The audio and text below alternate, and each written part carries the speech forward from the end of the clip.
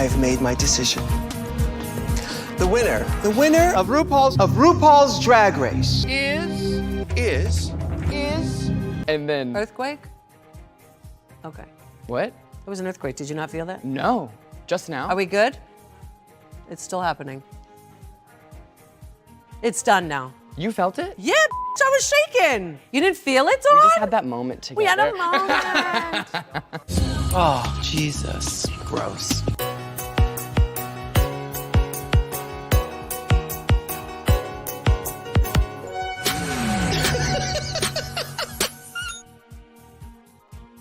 Hey everybody, welcome back to another all-new X's for Show, your favorite reaction show, where currently we are enjoying a little bit of Live Enjoy Dreamer. Thank you so much, UK versus the World, for using that this season, giving me a reason to arrange it.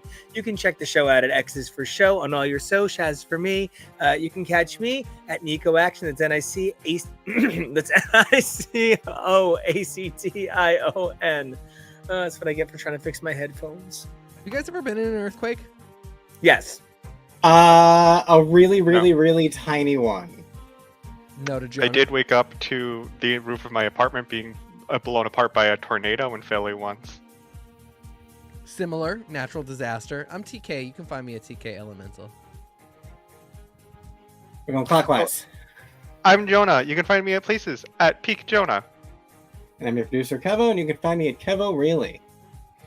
Man, I set off a chain of events that we just will never recover from. So anyway, it's been a wild week for media, for TV. You know, every day I feel like I wake up to hearing that like a different thing is going to be the streamer that's going to go next or not. The big thing that I heard recently, you know, this week we've heard that Paramount is really looking at some buyouts. And I really wonder how that's going to go on to affect our precious RuPaul's Drag Race, which now airs on MTV, which by a lot of accounts might not even be part of this buyout. So it's a really interesting time, and I'm really fascinated to see where it's all going to go. But, you know, it's interesting talking about Drag Race year to year, because one of the things that we often find ourselves dealing with is like the ways the show is the same and the ways it's different year to year. And I feel like looking at this top five, I'm kind of reminded of a lot of the differences in top fives over the years, having just literally watched every top five in the last 18 months.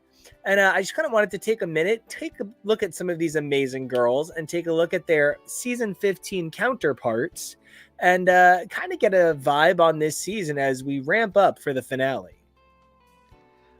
Also, I think it's really funny that you bring up the idea of Paramount getting sold and how that would affect Drag Race, because the really amusing thing about Drag Race is it has essentially moved every few years. And so even if, you know, from what we know, the idea would be that if any part of Paramount sold, Drag Race would remain on MTV, or, you know, maybe depending on how things got broke up, it would get sold somewhere else and it would start airing on an entirely different network. There's kind of no shift that could happen that you would be like, well, what will happen now?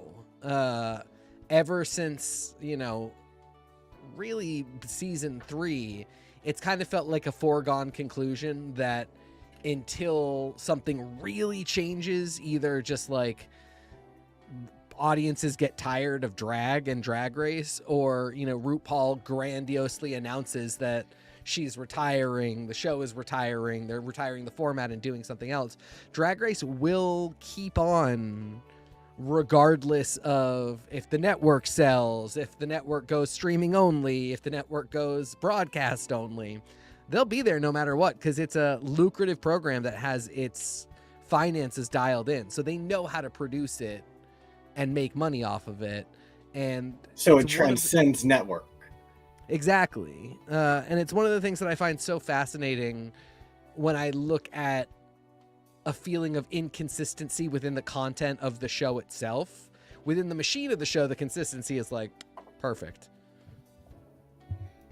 Now, Jonah, how do you feel? Now, can you just remind the audience, you know, Kevin and my first seasons live were 15.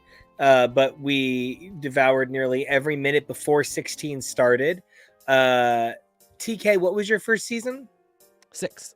Jonah, what was yours, and how are you feeling about the nature of the the format and the system of change over the years? So my first season live was season 7, and this was back in the logo days. This was also back during the time before every single company decided, hey, I want a streaming service. I'm going to nickel and dime everybody, because they were like, hey, Netflix and Hulu are doing this thing, making a ton of money. We can do it too. And now we don't do any of them. It's very annoying. And I bring that up because you used to be able to watch every single season of Drag Race for free online outside of season 1, because they did not have the money for the rights for the songs that they chose. Don't know how they got them in the first place, but they could not keep them. That's why it was the lost season. There's a difference in the streaming package. Their perpetuity rights and initial airing rights. It's actually 2 separate contracts under ASCAP and BMI usage rights. So it was that somebody didn't Dick Clark it up. Dick Clark always made sure he had both. Yeah, nobody Dick Clarked it up. Nobody Dick Clark Kented it up. Ooh, good before and after. But that was back when you used to be able to watch every single season for free online. And so I'm used to the sudden change. I remember when Untucked became on YouTube for a few years before they were like, hey, let's put it back on TV. But the same format as it on YouTube. It's concerning, but in a way of Drag Race is a huge moneymaker. So no matter what, it's going to be safe. It's Viacom as a conglomerate will never get rid of Drag Race at this point. Drag Race is too much of a global phenomena that they cannot. It is their cash cow. The amount of franchises, the amount of seasons, the amount of things to get people to subscribe to Paramount Plus, even though it's the worst, I will say this on air, it is the worst app in the entire world. The fact that you can't rewind without it restarting is, mama, who designed this? Listen, I hear you, but I gotta come at Paramount Plus a little bit too. Paramount Plus is a terrorist. I've heard the United Nations are going to make a resolution against at this point. The level of anti-user interface that it engages is just abhorrent. Yes. But yes, to the main point, Drag Race isn't going anywhere outside of, I don't know, a huge way. I really don't think that you can really shake it. There's no reason for it not to keep going. And even, you look at Rue, and even though she's getting up there, Mama still shakes it. She's only in her 60s, and she still gets up there and tries to, show the kids what's up. Would it be, is it, the most amazing movement? No. But for somebody who is in large heels in her 60s, she can move. She gives a Are you little saying punch to Paramount her. Plus? Sorry, go ahead. Is the RuPaul? Are you saying RuPaul is the Paramount Plus of apps? Skew's a little older, just won't stop moving. I really like it. TK, what were you gonna say? I was gonna say I'm interested to see how she'll chip away at having to show up in drag. I feel like eventually we will lose her in drag during judging, and it'll just be she comes out in drag to do the intro, and maybe she films them all at once in one day, and then eventually we just lose those entirely, and she's never in drag.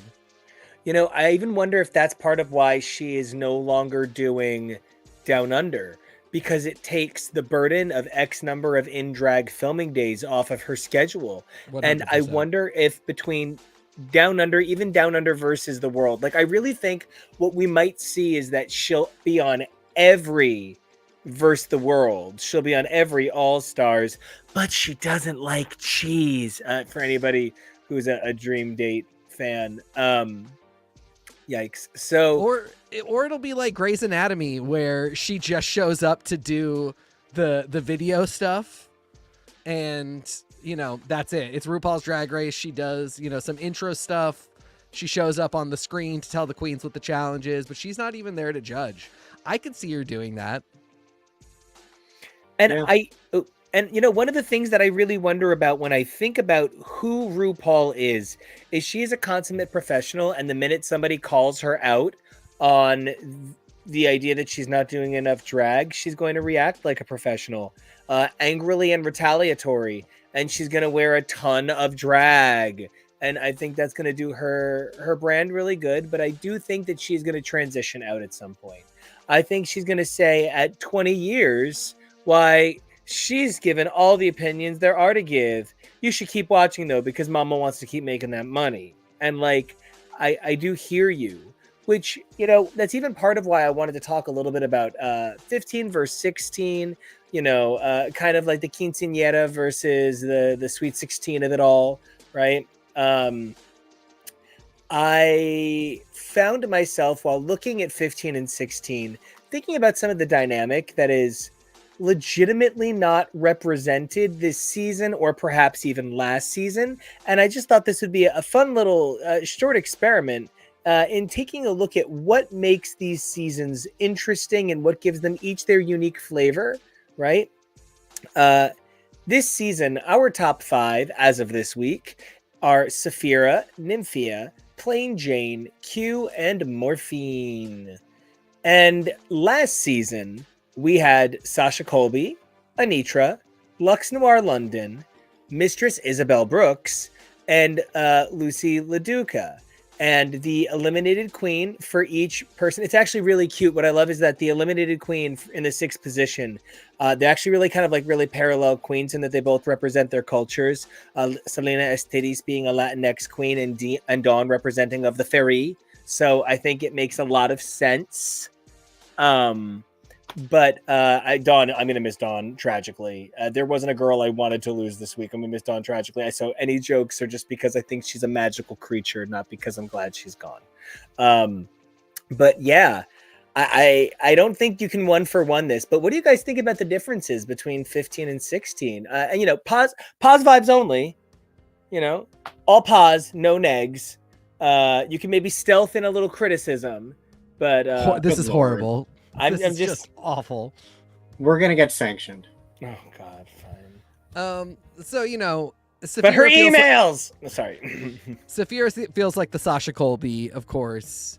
Anitra feels like the Nymphia, and I do not want that at all to be because they are both of Asian descent. It is that they wowed us so much at the beginning, had a bit of a stumble in the middle / like moments where they weren't as impressive, but always like these flashes of real talent. Plain and Lux are the mean ones. Morphine and Mistress Isabel Brooks both have the face, and I think Q and Lucy are the 5th ones out both times around, and just a lot of delusion in the mix. I don't know that Q will be the 5th one out. That is a possible prediction. As amazing as Q's looks are, I feel like maybe production is getting a little sick of her. And given the way this season has gone, I could see her not making it to the top 4.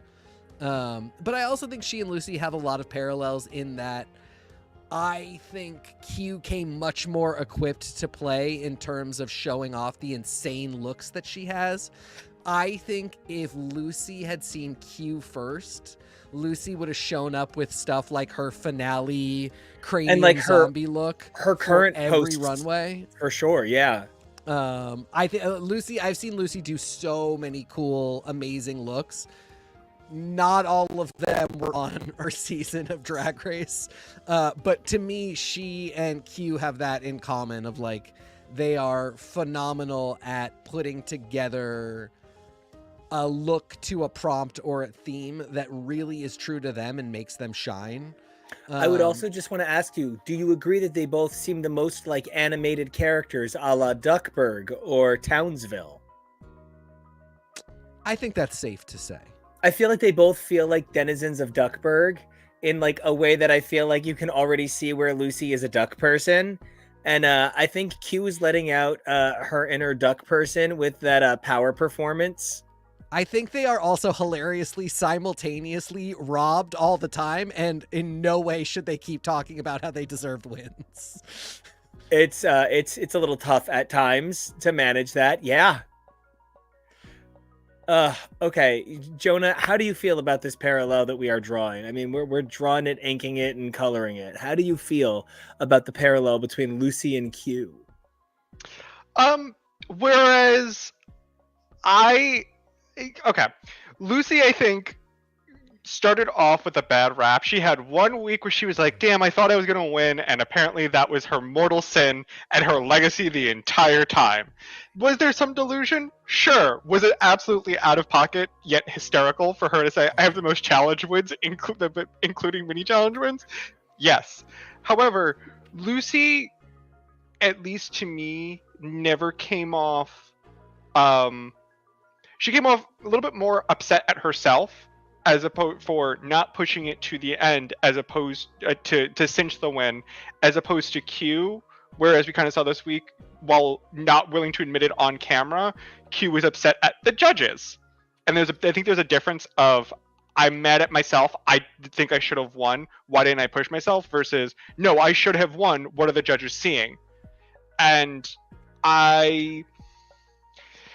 sometimes I think Lucy had a little more humility, and maybe that's just because Lucy got a little bit more of a sympathetic edit, and I'm trying to really not have that edit bias on how I perceive these two wonderful, amazing, beautiful, stunning, talented entertainers. I do think Lucy came across misguided, as opposed to Q, where it comes across, for lack of a better way, and I'm not saying this is how she is, the edit makes it seem like she's conceited. Yeah. Just to kind of play into that, two people that didn't necessarily need to be compared all the time. But, Mandy Moore and Christina Aguilera, everybody knew that Christina Aguilera, like, there's that famous quote, they got the girl that she was up against on Star Search, and she's like, I went right up to my mom, and I was like, Mama, she sings like an adult. And like that quote made all the rounds. Everybody knew Christina was talented from day one. So the fact that sometimes she was maybe a little bit forceful about it wasn't always the cutest. Whereas Mandy Moore, she tried really hard and sat next to me at Wicked, so she can do whatever she wants. And I just think that there is something to be said about exactly what you're saying, Joj. The idea that there is something in the presentation of Lucy being like, I know I can do it. And Q being like, I know I did it. And even Jane has shown a few more cracks in the armor. I didn't make the image here on the left. I only just added Lucy right now. It was the other image of the 4 I got from somewhere. And I made the image on our image on the left.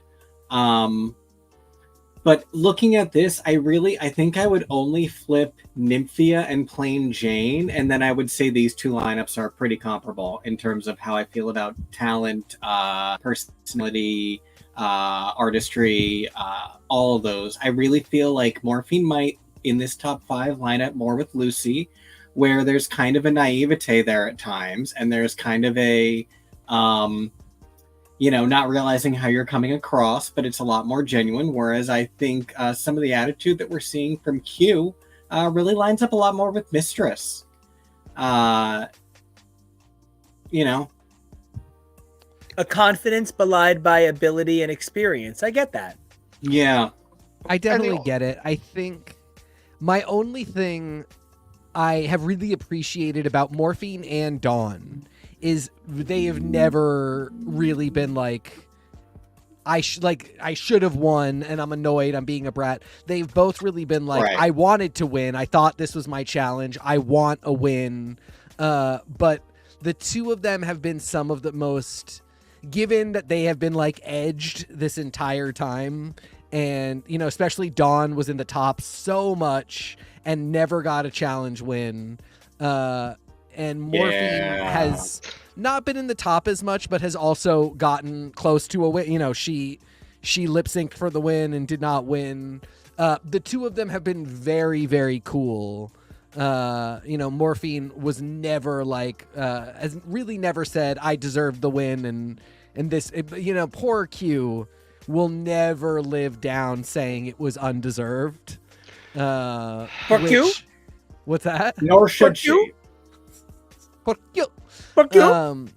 Which, yeah, why? Poor Q, Quinn. Poor Q. Why would you say that? I mean, I also think it was a bit splitting hairs for Saphira to say, you could have said you don't agree, not that it wasn't. It's a little bit of 6 You of know one. what, babe? That is the difference between you and I. And I know it's because you love Saphira and you think Saphira can do no wrong. I worship the ground you walk on, handsome. I really do, and you know it. But I'm gonna disagree with you here.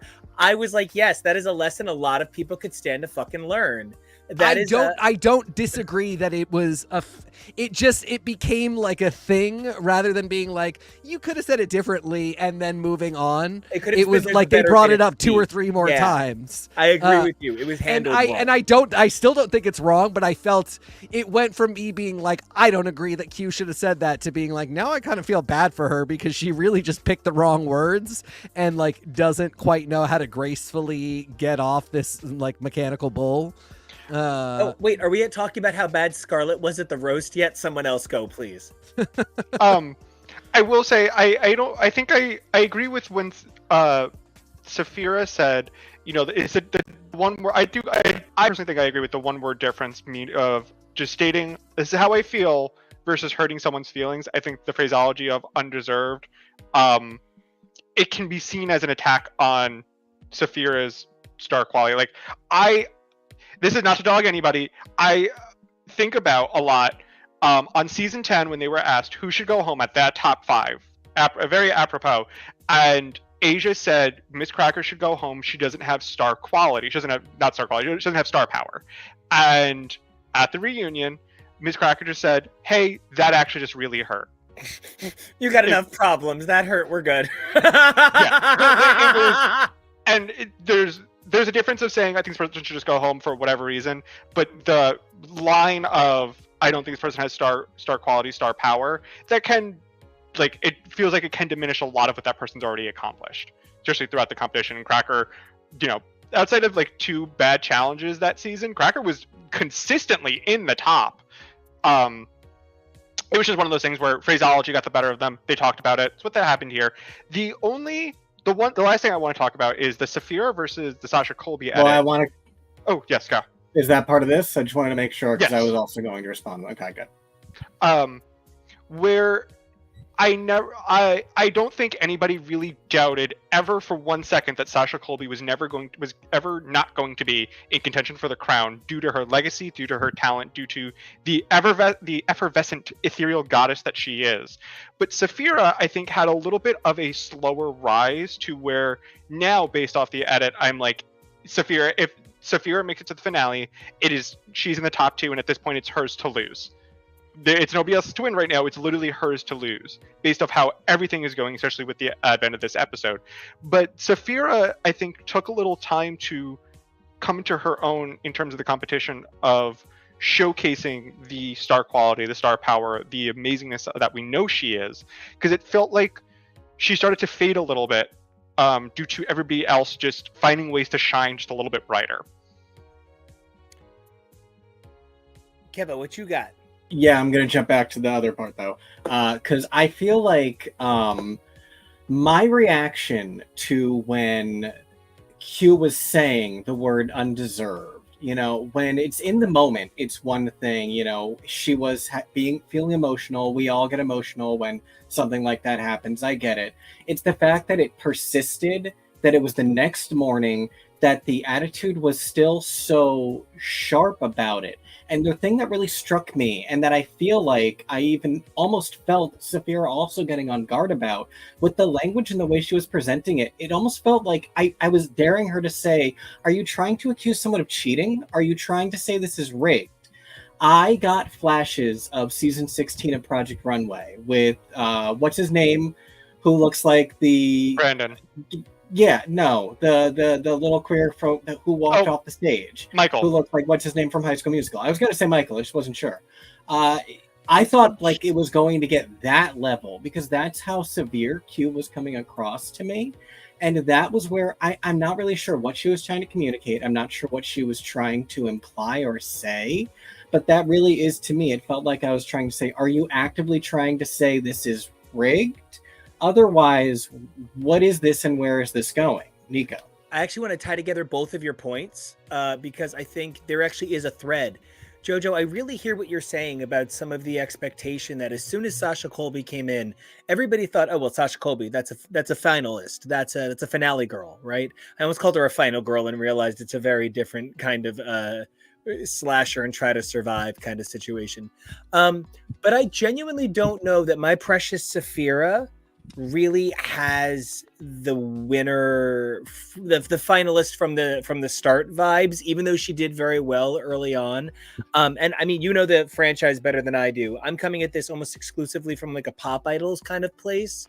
And one of the things I think about is Janelle Monáe made it by the right everything lined up, because yes, Janelle Monáe is a genius and a queen and a goddess and an everything, but how many Nick Drakes are there that are that thing that everybody talks about them now? Jeff Buckley's about them now, but nobody cared about Jeff Buckley back in 1994, such that the sales for Grace led to his nearly being dropped from his label.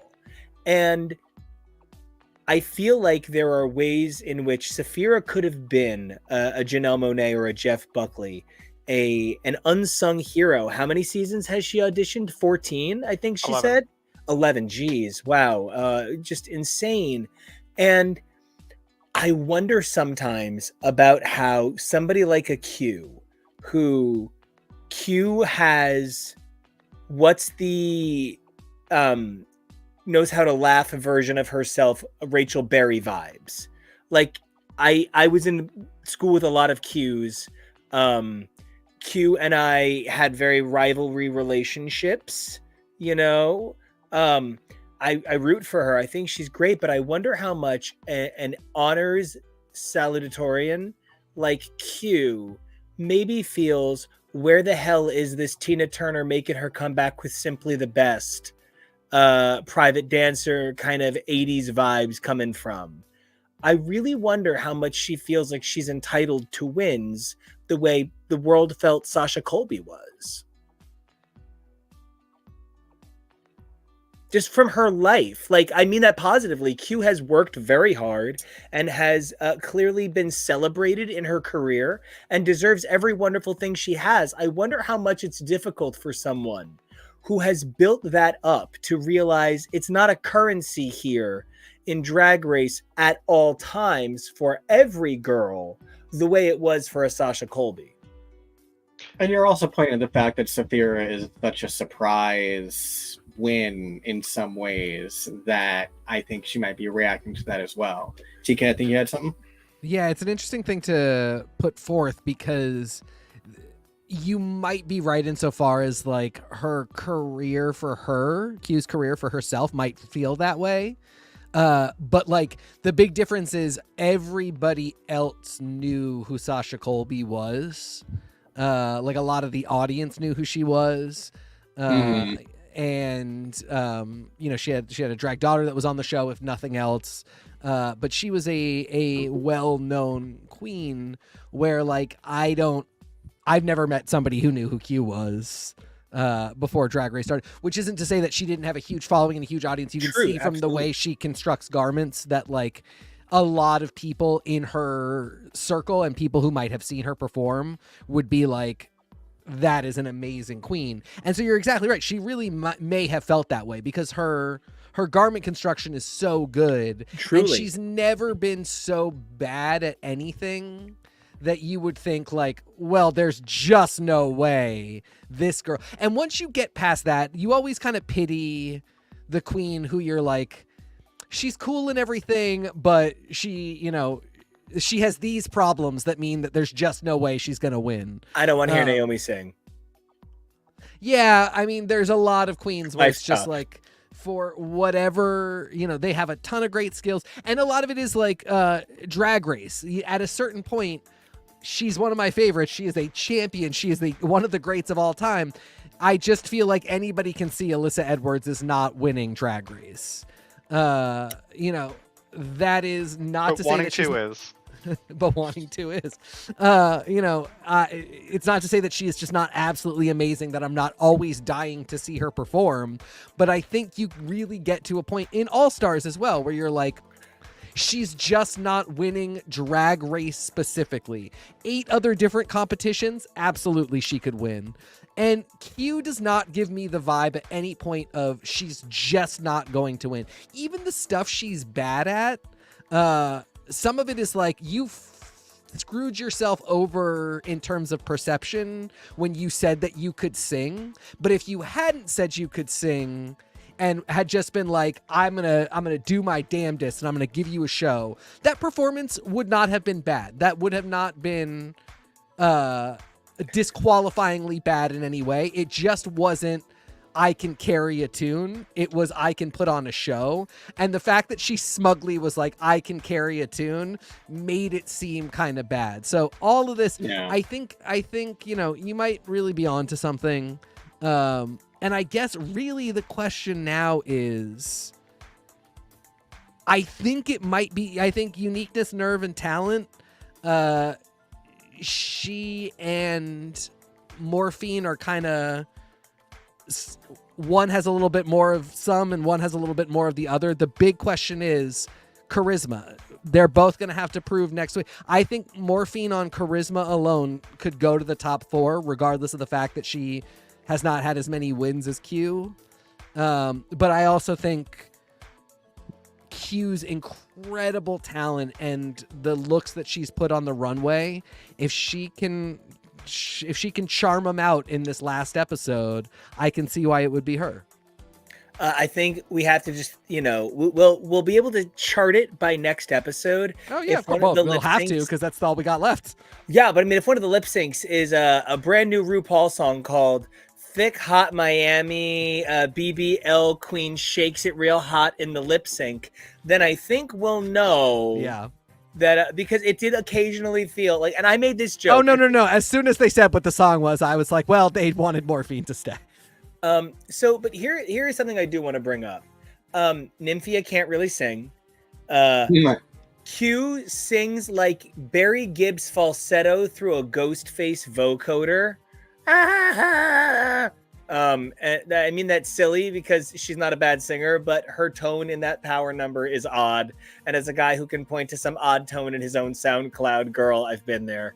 I think Morphine had a good voice, but Morphine kind of did this thing that a lot of girls do, because even if she could do all the notes, she has 1 hour to do her whole take. So unless she is actually classically trained to the heavens, she's not going to get it in an hour. That's insane. That's not fair. I couldn't get it in an hour. So she clearly did some restrained vocals. Jane, again, did, the Kesha boat cruise and just kind of gave us yacht rock for Kesha. And the vocals here were not the showcase vocals that the other girls had a chance to show off throughout the season before we got to the finale where every girl sang except Anitra. I don't think that can be this season. But this season's finales can be about how unbelievably these girls dance, and maybe they will get a chance to show off their vocals, because it's not that they can't sing, it's that it hasn't been showcased for their vocals. But I do think that is one way in which this season is very different. Each girl kind of has their thing. Saphira is the vocalist. Nymphia is the wacky one. Jane is the funny one. Plasma is the fashion one. And Morphine is the sexy one. And it's kind of like Spice Girls like that.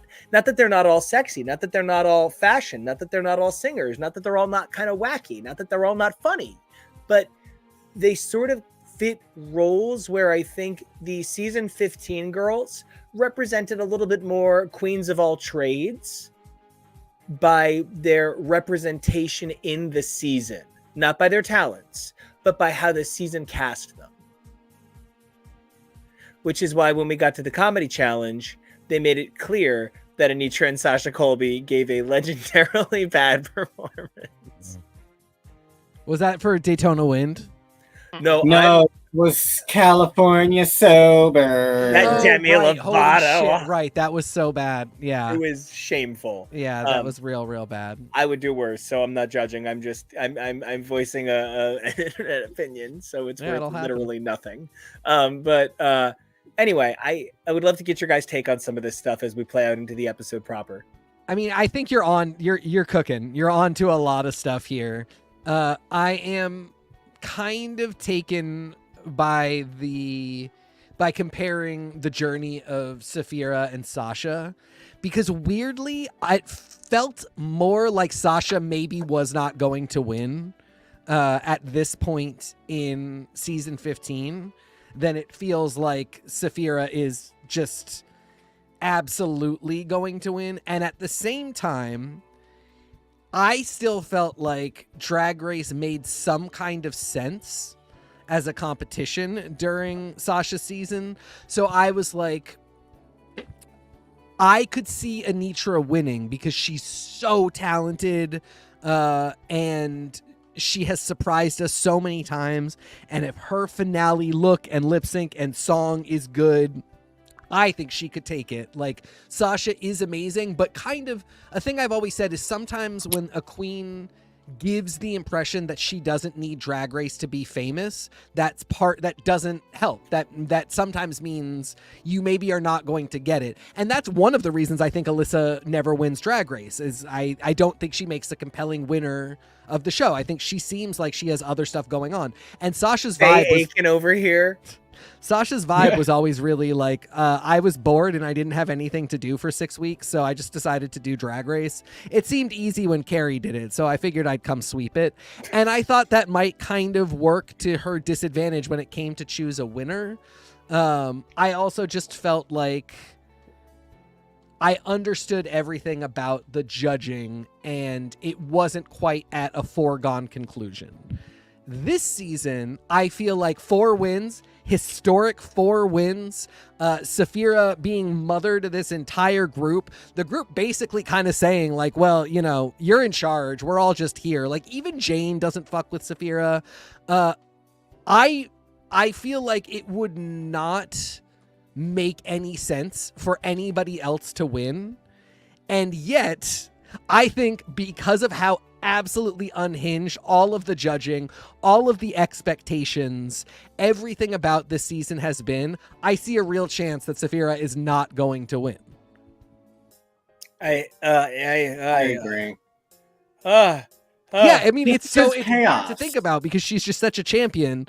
But if it's not any of the 3 on the left, if it's not Saphira, Nymphia, or plain Jane, I will be completely floored. Yes. If it's Pure or Morphine, no Yes. offense to either of them or their talent, but No, yes, that would those be I would insane. be most shocked by. Yeah. Well, I think chaos factor and talent level from both Nymphia and Jane, plus the reactions they get from the judges, I could see those widening as well. Absolutely. you know, if it's a lip sync palooza next week, not that it is, but I'm just like saying, like, if they do have like a crazy lip sync thing and this is a bye week or something and they buy themselves a week and there's another lip sync competition, whatever, Ooh. you know. Oh no, it's a makeover. It's Makeover Boys. Yes. Yeah. But Let's make like, all the no- dancers from RuPaul's Drag Race Live. No But I- Lollapalooza. but like, you know, in a lip sync competition, who could beat Morphine at Rhythm Is Gonna Get Ya by Gloria Estefan? Right. Who could beat I would say maybe Nymphia at anything hyper pop or extremely dance heavy? I was gonna maybe suggest like K-pop. Yeah, I felt like I didn't want to limit her. No, only because it's something she would be super familiar with. I She would am, have and not just enjoy it, familiar with, but yeah. something that she actually has, you know, incorporated into her act. right, exactly. You know, for Saphira, if not that it's going to happen, but you know, if they start playing some Jodeci, I expect to see Saphira win. You know, and I think I would have also gone with Escape. I love that. SWV. And you know, if they start playing Howie Day or John Mayer, I'm sure Plain Jane can You're titty the turn it out. worst. Um, You could have at least said Jewel. Oh, that's fair. That's almost fine. And I genuinely think you find me somebody who, other than Saphira, could put a match to Q's incredible Broadway style. Like, I feel like each one of these girls is in such a position to win, just like you're saying. Whereas, I don't know, you could have told me that any one of those girls up top would have twerked their way to winning except Lucy. It didn't matter. If it's cool and Lucy did it, everybody was immediately like, oh no, don't do that. And like Sasha would go What over are and you be like, doing, Mom. And yeah, Sasha would be over and be like, Mom, don't do that. Mom, don't do that. You're embarrassing me in front of my cool friends. But Jonah, as we play ourselves into the next segment, how do you feel about these girls, where they're going, how they've been kind of crafted into these sort of like classes in some ways, right? Like everybody's got stats and points in all of the the attributes, but some people got some extra attributes and stats. How do you feel about it? So for my money, my prediction, I'll call my shot now. Right now, I think the top two are going to be Saphira and Plane. And I would have Nymphia there over Plane, but I think this week I saw a little bit of the weakness of Nymphia, where Nymphia's anxiety of am I not doing enough and bulldozing her partner, and as the judges said, not giving enough dead air. There wasn't, I shouldn't say dead air, there wasn't silence, there wasn't a room to breathe. Nymphia was just constantly talking. It was a moment of, does she have the performance experience to carry on the legacy and make it all the way there? I don't really have doubts that Nymphia can make it to the top, to the finale, because she is very clearly very, very, very talented. But it is concerning that she had this very high trajectory and then started just kind of plateauing a little, where I don't know if she's been able to shake this part of her, to quote what the show loves to say, inner saboteur. Q and Morphine, I feel like my perception of Q at the beginning of the season is very different than how it is now, where I see this insane level of artistry and I see this insane level of talent when it comes to design, when it comes to sewing, when it comes to fashion. But I see somebody, and there are parts of me that I see myself in Q, of somebody who's so desperate and hungry to win, to prove themselves for that validation, that I think it's souring just a little bit the experience of like kind of just enjoying it. I know it's a cop-out thing to say. I know it's a terrible thing for me to say for somebody who's never been in a pressure cooker situation like they have been in. But part of what I think a lot of the queens that I've likened myself to and who I've enjoyed from the show, off the show, is when they just kind of let go a little and just have a little fun. I don't know when the last time Q has had fun this season. Mm-hmm. And now, from somebody who... Just real quick, before we take, because you're going to get rid of... Are you jumping to 16? Well, I was just going to say my thing about Morphine. Well, then I just want to say, before we say goodbye to 15 and move into the next season, it's that Lucy looks like Gyro Gearloose, and Q looks like Magica Dispel. That's what it is. No, that's Monet Exchange. Oh! That is an incredible meme. God bless you for bringing that up. God bless you and protect you, my angel, as my Aunt Jeannie used to say. So please, Morphine, hit me. Morphine. So from the Meet the Queens to the beginning of the season, I thought I wasn't going to like Morphine, and slowly as we got to know her a lot more, slowly as she's developed throughout the competition, and as these weeks have gone on, I can very confidently say I very much love this queen. I think she's a phenomenal performer. She oozes charisma. You know, all of the tenets I think she has. I don't know if she's found the way to bridge that to enough of the challenges, but she's somebody who it's kind of blown me away how my initial perception has done a complete 180, and I like full trajectory of like, no, I'm a fan of this person. I'm a fan of this entertainer. She's amazing. Oh my god. She's my publicity that's who what I would do for Snatch Game. Not that this has to do it. This is me segueing. That's what I would do for Snatch Game. I would do Nick Kroll as I forgot the character's name is. Liz. It's Liz. I would do Gwen Stefani, so I'm ready to do this with you. Whenever you want to do, we can do our Snatch Game. We're ready to go. Just get me a cheap blonde Ooh, wig. maybe It's for fine. Halloween. It's not a bad idea. Ooh. Ooh. Ooh. But Made it sound like I said a I slur. don't know if at this point they can really eke out the crown, but I honestly, if Morphine or Q takes the crown, I think similar to what Kevo said, I'd be gobsmacked. But honestly, I'd be living. It would be if Morphine takes it, I'd probably be so happy because we've never had a winner like Morphine in the sense of that trajectory. We've never had a person just snatch the crown off the actual winner's head and run away with it. So if Q or Morphine took the crown, I too would be living because no one's ever actually pulled a miscongeniality before. I have so many concerns that Morphine is the next to go, but it's a makeover challenge. But also on the other, and Morphine's face is literally that's the makeover challenge. Like she's the best makeup artist there at this point. But also that's the challenge with the most shenanigans of this show, where the judges literally just say the most BS things in the entire world, and we just have to go, okay, sure. And, you know, within the scope of that discussion, one of the things that I am kind of fascinated by that really could still yet happen is the partnering. What girl they get or what guy they get to become their girl and what they won't do. You know, and it's dumb stuff. Like, I really do feel like they ding these bitches for all the dumbest shit. Like, they'll be like, your girl didn't tuck and he looks meaty. Oh my God, that's sexual harassment. Shut up. Or like, they'll be like, your girl didn't shave her head and you have a shaved head. So no family resemblance. Absolutely not. We would detain you in a cell. And I'm just like, what is going on? Ohana means family. They use the makeover challenge to sculpt their ideal top whatever at this point because they know they can get away with whatever BS critiques they want to get away with. Yep. They cannot. They cannot because you know, I wanna say a fond yeah. No, her name is Dawn.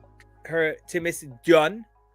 You know, but TK, you brought up something just now that I'm embarrassed. I'm exceedingly embarrassed. I am fucking fascinated by this tidbit because there have been mini prizes from mini challenge wins. But I think those also have just been money. No, there was a trip that Tsunami couldn't take. Yes.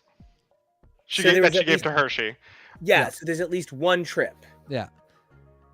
But, every Maxi Challenge win has been $5,000. I didn't think about it at all, just because we've gone from no money to sometimes money to like a bunch of money but still prizes to this season. Every Maxi Challenge win has been money. So Saphira will go home. I was wrong. I'm so sorry. I realize now that Saphira is also from Duckburg because she is in fact Scrooge McDuck because Mama got the number 1 dime. Really and truly. I'm wondering now if we're moving towards some sort of banking component to this game. Brought to you by Venmo. No, brought Cash to you App. by Weakest Cash Link, and that clip of RuPaul just going, Shaka Khan. Brought to you by RuPay, the easiest way Has to Jane pay Lynch your been way on through the gay. this show yet? No. Wow. No one's done her for Snatch Game. She hasn't been invited. I don't know why. Homophobia, really. Yeah. But I do, if I'm not mistaken, this has been a trend for the past couple of seasons of Only Money. My actual favorite tidbit, and I think it's the funniest thing in the entire world, is because of the way they've done All Stars, All Star 6 with the rolling tip and money. Ginger Minge, and the cash prize of the crown was $100,000. Ginger Minge won half of that with 2 lip sync wins. She won $30K and then she won $20K. So at that point, it didn't matter if she won the crown or not. She literally won half of the total prize. Wow. And that is something where like I was having this conversation with of all people, because when you think about people who are super in touch with the now, the modern, it's certainly my 70-year-old dad. And my dad was saying that if essentially the way to win the Oscar for Best Picture is to have the most billboards between Silver and Television City, why doesn't everybody just do that? And I said, because there really is a whole lot more money to be made in ticket sales than Oscars.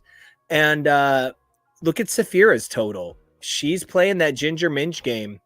And this, by the way, is the difference from this season to even last season. Last season was also cash money, but the money was sponsored almost every week. Yeah, Got to be, so you were still hearing a brand name advertised, and that's why I didn't think about it last season, is because, a lot of the prizes were never delivered upon by the people that gave them. So in the past, so I think just doing money guaranteed that the girls would always get the thing. So basically, you heard a lot of brand names last season, and this season it has just been the cash, no name attached. And I'm interested to know, that really must mean that the cost of a spot on Drag Race went up to such a degree that they didn't need to accept anybody's cash for Except no advertisements. substitutes. Per hot goss, it used to cost $100,000 to advertise, to sponsor the prize. Yeah. You paid that amount of money to then sponsor another prize. Which that makes sense, but also. Yeah, and then you also provide stuff for the challenge. Well, they didn't. Yeah, but also you just don't. But they didn't. Also, you just don't do it. I just want to say, if I were Dawn or Morphine, I would absolutely go bath salts on someone. I would be so Morphine, mad. being from Florida, is the most likely to actually do that. So, look out, girl. Also, just while we're still somewhat talking about season 16, let's all give it up for Norvina. No. Never. A Much death becomes her character than her if I've first ever seen one appearance. in the real world. I'm not here for her, and I never will be. I think if you say her name backward 3 times, you can actually see the real her in dark candlelight. But, I think she actually brought the potion bottles from her house to the queens. There was a that got theory immunity this that she season. wasn't actually there, that they green screened her in. How did I believe that? I think see it. she actually puts a thin layer of her potion inside the face kini, and Rue just breathes it in. It's what keeps Rue so, let's go with ready to sit and look sassy. This all feels correct to me. I think it's really interesting that Hershey, who is certainly robbed, Mirage certainly robbed, and a mandatory meeting. I really can't stop thinking about the stuff that we've been talking about on the show in the last year, where I don't think any one of the 3 of them deserve an All-Stars. Simply based on the fact that All-Stars is supposed to be for people who have truly shown ability. And while I believe every one of the 3 of them has exceptional ability, if we're playing this by numbers and we associate a score with bottom placement, safe but bottom, safe, top, and winners, then mathematically they don't equate. And that idea of second chances, Drag Race for your life, this idea that we could give girls like that another chance, because just seeing that they got no chance to win, they walked away with $0.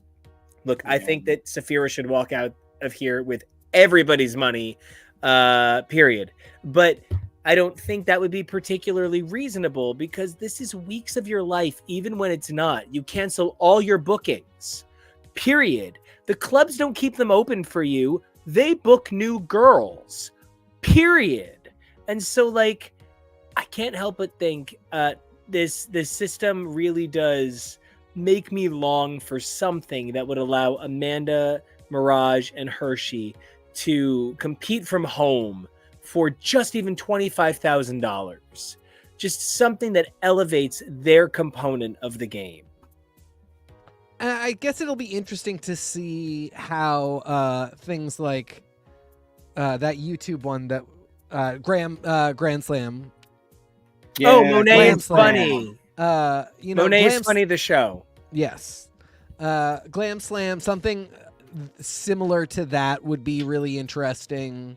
The fact of the matter is Amanda, Mirage, and Hershey are three people that I really could see being on All Stars just because they were popular characters.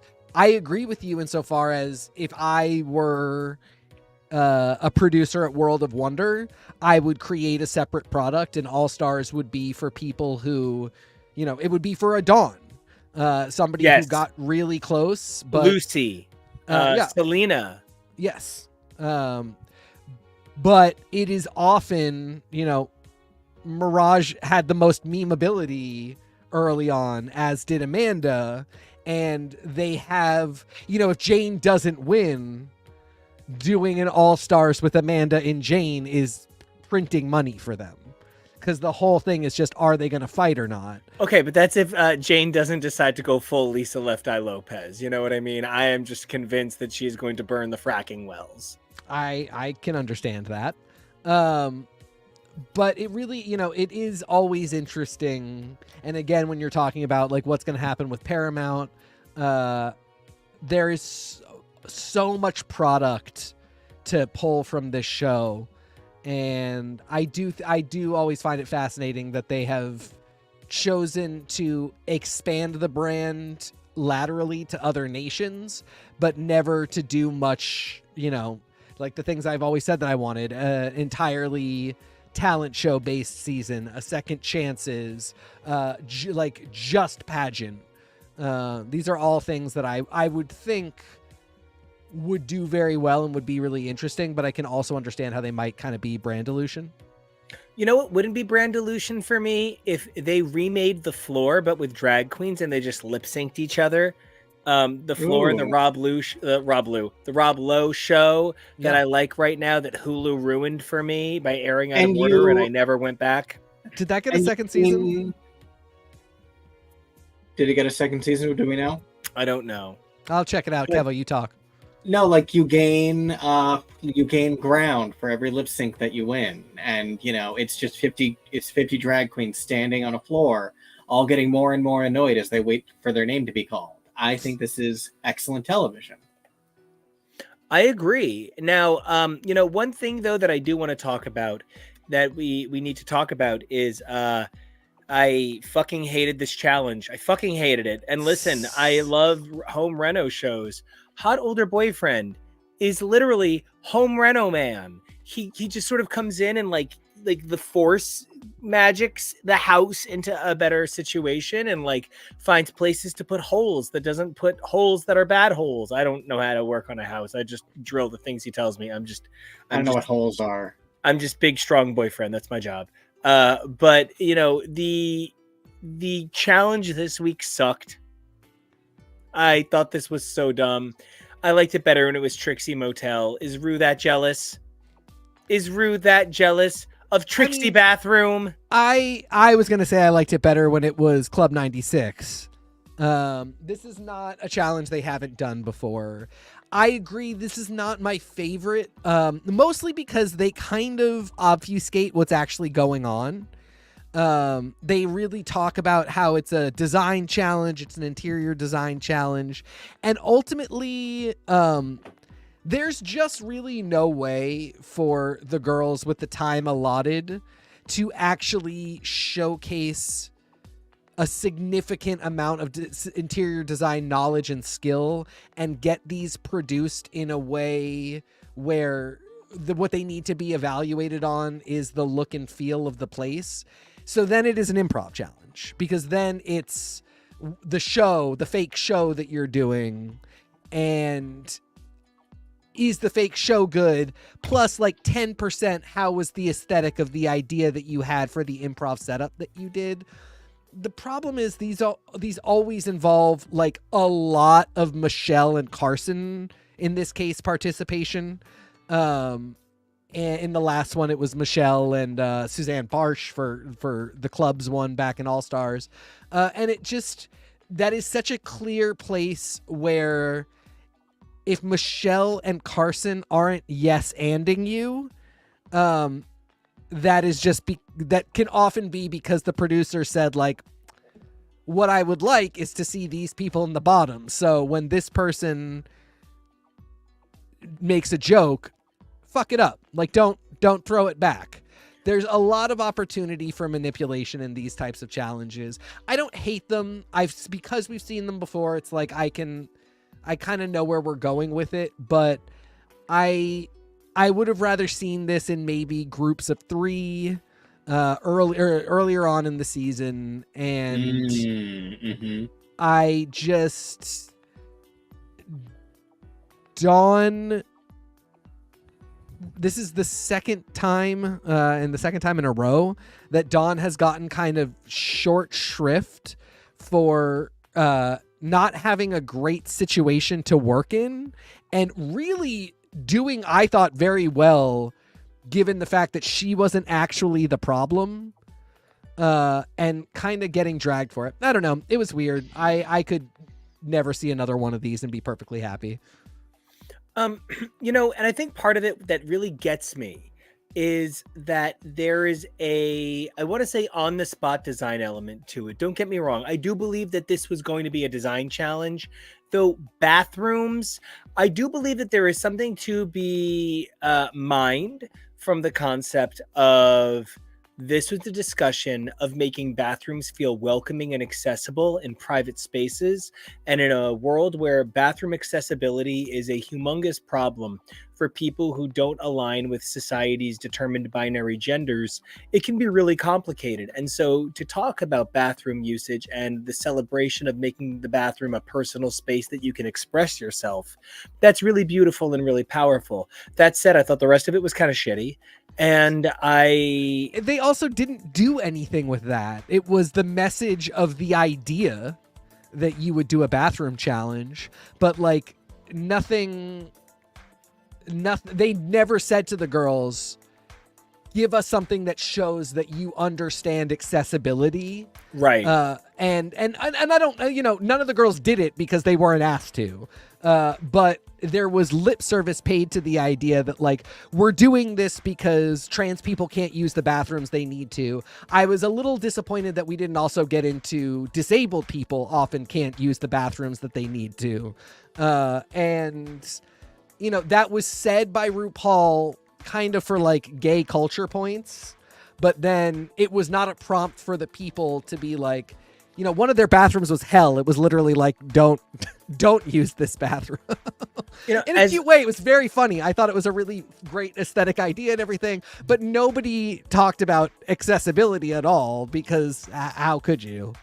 As anybody who checks out the outright near OnlyFans proportions of shirtless photos over on my Insta, you guys will notice I have a giant scar across my stomach. And there have been times in my life that I've kind of needed the medical restroom to not be taken by somebody just hanging out on the phone.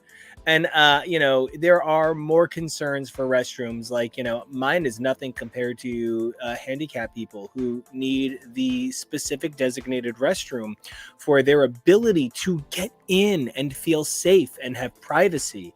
And so, they really could have taken this to another level. It's disappointing that they didn't, because where they did go was Deschanel Property Brothers. Jonah, talk to me about the bathrooms. So, okay. They did this club challenge on All Stars 4, and that makes sense. Drag queens, a lot of them grow up in the club scene, have them make their own club, make everything, design the space, add entertainment. Everything about that makes sense for a challenge. Some of the stuff they do on Drag Race coincides with what are you going to do as an actual drag queen, and that challenge makes sense. And then in All Stars 5, they do hotel rooms, and you're like, okay, this is a little weird. But sure, drag queens stay in hotel rooms all the time. That makes sense. They just wanted. Okay. This season was filmed during the writer's strike. Now, are RuPaul's Drag Race Writers Union? No, but I still think this is a very silly, dumb challenge. Well, It had 'cause to the have best, affected it somehow. yeah, the best non-union writers were out doing other bigger things, so this was who was left. Yeah. This is, make the queens kind of do everything themselves, and this I didn't. No, I'm sorry. I do not like this challenge. I do not think this is a good challenge. But I will say, I thought the correct winners of Saphira, Sequoia, Shakira, whatever you want to call her, and Plain Jane really kind of won for two reasons. I want to give it to them. Their concept wasn't so high that the joke was already there, or there's a lot to play with just saying, okay, it's a speakeasy. Okay, how do you make it funny? How do you make it entertaining? There's a lot more room as opposed to Fart Museum, which is already the funny concept, and Hell, which I do think, Morphine and Q struggled a little bit because they both didn't really know what to do. So like I give props. I like their design, but it's just a lot of. It's essentially a haunted house toilet. Sure, that doesn't really give a lot. It was just weird. It was very weird. And I will say, off of room aesthetics alone, I do think Dawn and Nymphia had the best room. I thought it looked the best, but everything else about this challenge has to go to Saphira and Sequoia. Hold on. Nope. Hold on. Wait. I'm playing. Because the two of you in the middle there, both reacted the same way.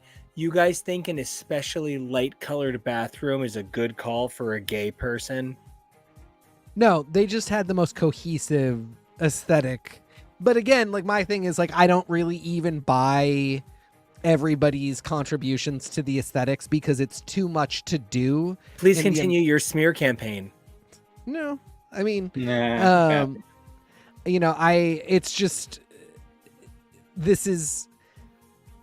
Drag queens do need to be able to dance somewhat. They do need to be able to perform in a song. They do need to be able to serve a look. They do not need to be able to decorate a room. And my sister is an interior designer who has actually been on a bunch of these shows. She's been on House Hunters. She's been on, a couple of the other ones. And so, like, it's a whole thing. It takes months and months to do a single room transformation.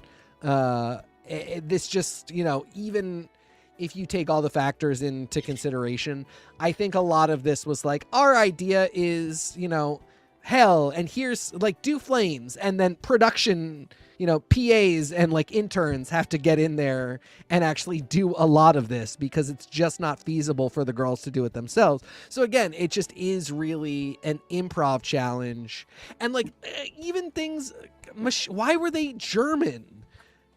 Then Michelle dropped the accent halfway through the challenge. Exactly. Yeah, because she can't do a German accent. No, because she's from Jersey and she knows that all you have to do is establish the idea and then you're fine. You just have to wear the compression garment while the lights are on. Once the lights are off, you can fuck with your belly out. It's fine. No one on House Hunters is German. Like none of the hosts of House Hunters are German. It was just such a weird choice. No, but I will say they do often find the weirdest people for House Hunters, where it's 100%. I mean, the joke about like, I collect butterflies and my husband teaches kindergarten. Oh no, Asia will kill them. Yeah, I collect butterflies, and my husband teaches kindergarten is the paper clips, and he makes $3.5 billion a year. Yes, like doing that type of stuff would have been a lot funnier than whatever this. I don't know. It just was weird. She's jealous of Trixie Motel. I mean, that's why I made the joke earlier. Nico said, yeah. And I'm echoing that joke. I will say, I do think the proper bottom two were Morphine and Dawn.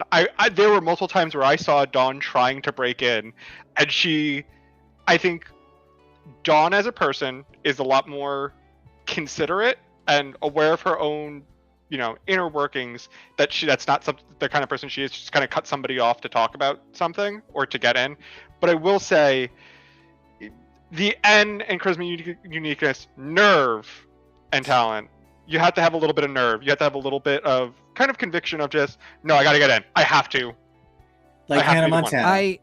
I do kind of wonder, though, if at one point this was going to be judged in twos.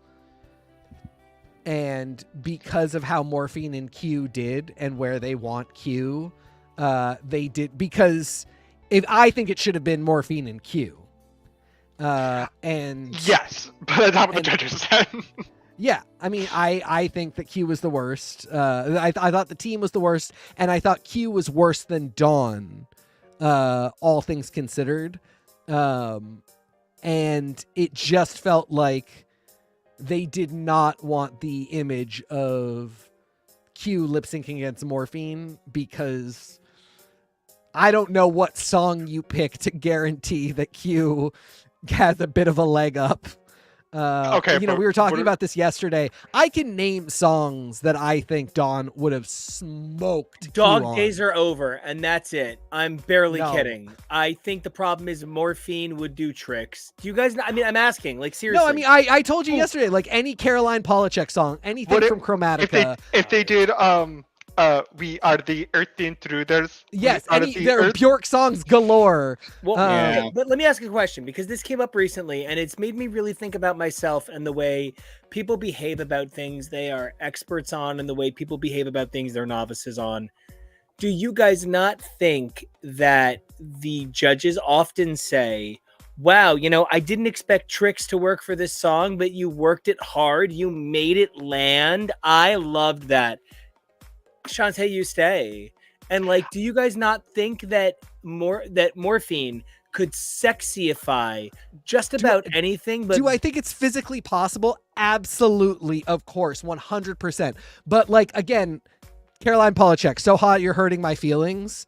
I just feel like Dawn could have turned that. And is there a world where I can see that happening and Morphine actually does better? Absolutely. There's like 8 different ways I can see that Dawn happening. would beat everybody at Be Prepared from The Lion King. I mean, there's definitely songs. No, but I mean, they're not going to do that. They would conceivably do So Hot You're Hurting My Feelings. And We're I talking about think- giving Dawn a shot here, right? We're Right. talking about like we're giving her a little bit more of the odds because I think either of them, if I'm picking that song specifically. If it's a Caroline Polachek song, I think either of them could have won. As soon as they said Body, I was like, well, Dawn goes home this week. There's just physically RuPaul no said, way. I want that twink obliterated. And Morphine Blind, literally, this was RuPaul saying, cue the sniper, and she actually loaded the sniper on stage, and it was Morphine. Sniper. Yeah. I was just sitting there like, maybe she. Look at her. She knows the words. There was at one point that she was Body. like this, like she was strumming like a harp, and it was really funny. She also, some behind the scenes tea, she had a different outfit plan for this runway that she changed to something that she made the night before. And I don't know while she was designing it, she was like, maybe if I might have to lip sync into it, because part of it is she couldn't really move a lot. Not that I think if she could move, she was going to specifically win this lip sync. That's not what I'm saying. This was point blank, cut dry. And this is also not rigged. This is not like it is production knew who they wanted to stay, and they did everything they could to ensure it. Yeah. And it's unfortunate that it happened to Dawn, but it's probably one of the best things that happened for her, because everybody kind of just recognized it, like, oh, production did not want this twink on set anymore. They said, we will disrespect this twink, and it happens. She tried. It's not like she just gave up.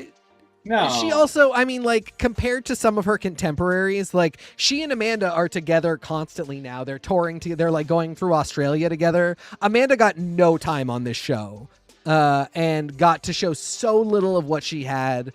Dawn made it really far and got had to show so many talking heads. Yeah, Yes, and got some to of the show best. so much of who she is, showed so much versatility, so many cool looks, Truly. exactly what she's all about, all of her talent. I would have liked to see her in the top 5. I could see a world where Q and Morphine went home and she was in the top 4. I thought that was pretty unlikely, but not impossible. I lament Hershey, Mirage, even Amanda going home. I felt they went home too early. I felt the order was off, and I would have liked to have seen more from them. Dawn, while I adore her, she's in my top 3 queens of this season. I I am so happy that, she got where she did. I'm fine that she left when she left.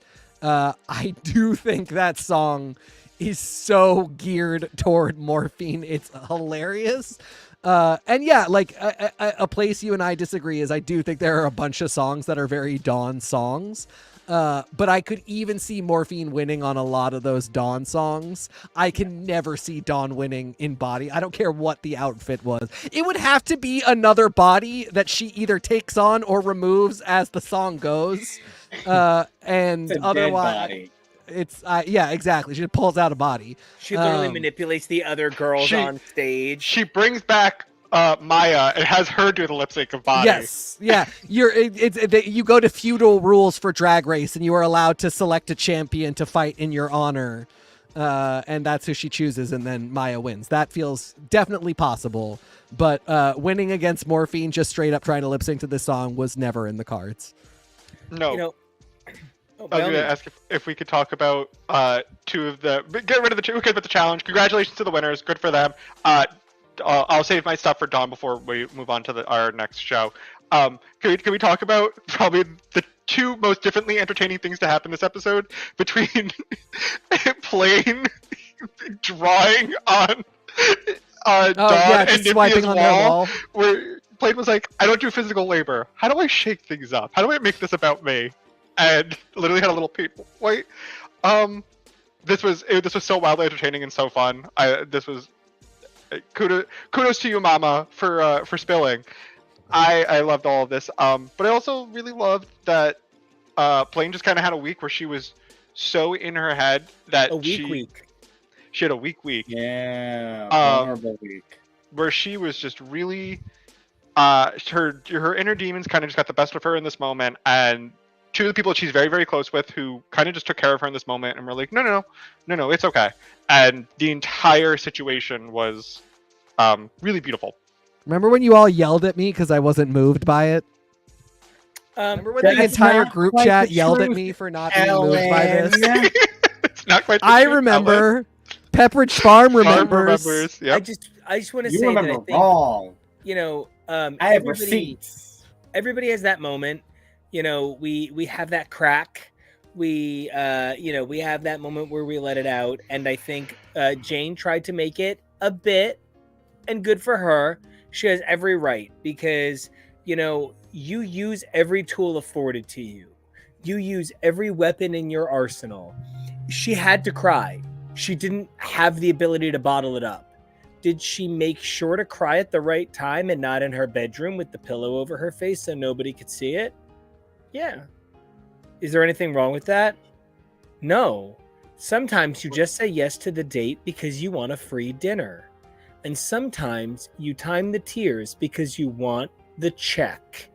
And I think the worst thing she did here was used human weakness as a human strength. I can't judge this. This is some Ra's al Ghul shit. Make sure you look good. Make sure you look right. Make sure you find your light. Keep my wife's name out your mouth. I do also want to say that another moment that I really loved here was Saphira does actually act in a very fine, I'll be your motherfucking fairy godmother kind of way. She's clearly a little bit bedraggled and put upon by the idea that she is being cast in this role, because I don't think she feels the mama hen energy in her own life. I think in her own life, she has really big protagonist energy. But some of these girls' protagonism is so motherfucking choose your own adventure that it precludes Saphira, a woman who knows her own adventure, from getting any opportunities. What's hilarious is Saphira has a deep voice, is tall, and has an old soul. So she seems old, but she's 34. She's younger than we are. She's the same age as Maya. Yeah, like Does that make her Mary Poppins energy then? She's not old, but she's still very matron, godmother, affirming, firm. And she's practically perfect in every conceivable way. Yeah, that outfit, the Leap Day William outfit. Ooh, we're on to something. I mean, it's so funny because she does not look older. No, not at all. No. She, I was not surprised to learn that she's younger than I am, because by now I assume most of the queens are. Same. But I also get physically just Not yet. her stature and the confidence that she shows up with, how she seems like she is an authority figure compared to everybody else. But it's really funny because you do get that sense of like, she didn't come here. Like, Sasha is Carrie Colby's mother, and she starts off that season going, sometimes mother has to come in and clean up after the children. Like, she is mother in a very specific way. Although, again, younger than I am. But Saphira is like, no, I'm not the mother. I'm just the protagonist. And now I have to fucking take care of all of you. She's fantastic at it. But it is much more main character for her sometimes than it is mother. Yes, I will say in Dawn reading the notes that she got from people, in Saphira's notes, she was like, I know you don't want to drag, Mom, but if you ever need somebody to talk to, you can call me. Also, can you leave me some lashes, please? Thanks, baby. Can I just tell you, so as a guy making his Drag King debut in April, at Nico Action, come check me out. My drag mama can outbench me, and it is so intimidating. That's a mother right there. Yeah, it is. That's true. Mother. All right. Does anybody else have anything else on this? What was a really good episode, but honestly, the way they eliminated Dawn sort of felt like they were telling Dawn it's your time to go home. It didn't feel like Dawn lost. It feels like they told Dawn you're going home. Yeah. And I don't mind that because the whole thing has felt very manipulatively rigged. I think they saw jury duty and were inspired. But the truth is no one here is Ronald Gladden. And so this is a tough sell. God, cue this look.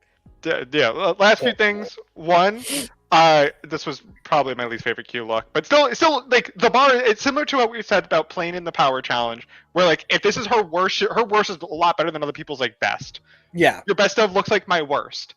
Was this the best? No, but it's still better than miles ahead than plenty of outfits we've seen before. So props to you, Mama. Two, Nymphia. Oh my God, Nymphia owns me. This look was so... It's not yellow. And it's not yellow, so everybody could shut up. This look is top-tier perfection. Elsa wishes. This is it.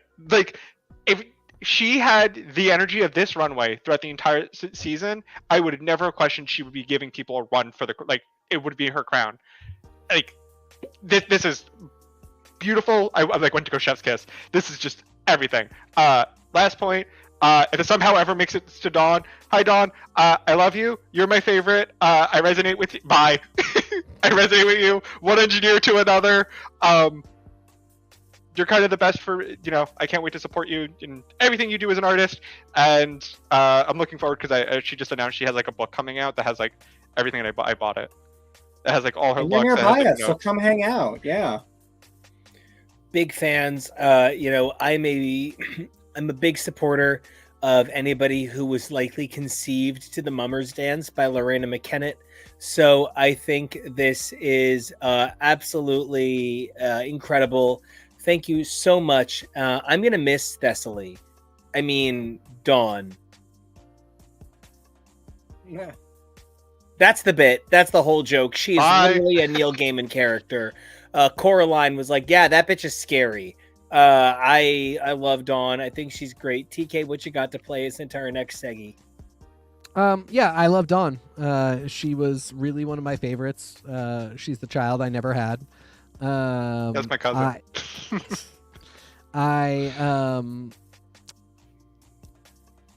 I am just, as you said, this didn't feel like she lost. This felt like they told her it was time to go home. And I'm I still have a huge problem with that. This was the first week where I was like, whatever. And it sucks because it happened with my like favorite person, the one that I was really worried about this happening with. But the season has just been so weird about how it's doing things that I was just kind of like, yeah, it makes sense that Dawn is going home, even though it doesn't make sense that Dawn is going home. Yep. And I just wish that I wasn't feeling this way about the standards and the setup for the season, because it really makes me lose a lot of trust in the show, the taste of the production team, how they're executing this stuff.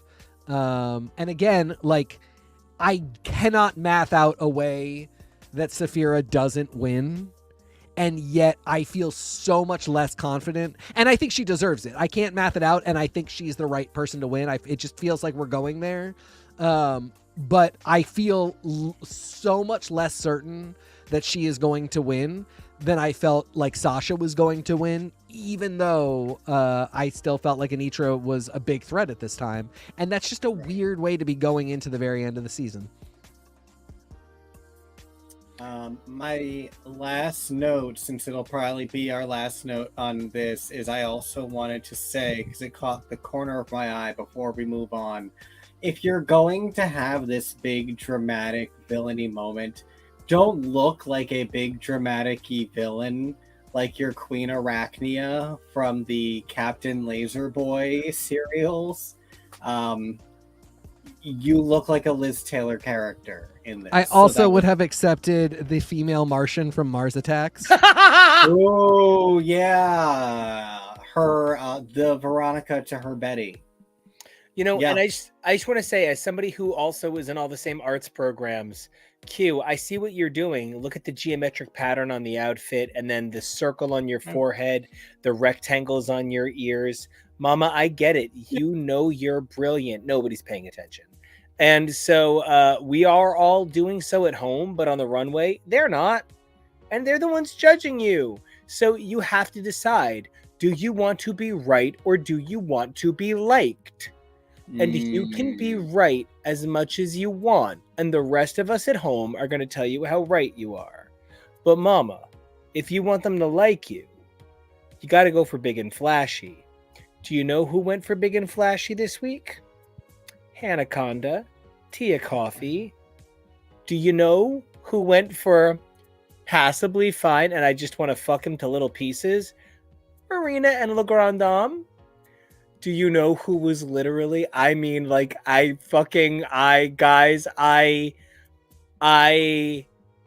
really wondered for a minute if this was a fake copy of the episode. A deep fake? Deep fake. I mean, season 2 of Fringe Alt Livia. I mean, that level of deep fake. Guys, Scarlett used jokes that I remember characters on Cheers saying, guys, come on, that's old. Come up with something better. Going back further, I was raised on Burns and Allen. Like, legitimately, I was at night kept up and made to watch Burns and Allen and Perry Mason reruns by my dad. Explains everything, I know. And it's why I'm belligerent and a musical faggot. And I'm telling you, occasionally Gracie Allen would be like, George, these jokes, this are old. And George would be like, fine, I'm not Milton Berle. And like, that was it. Guys, Scarlett's walk through the violence. This was the worst roast I've ever seen.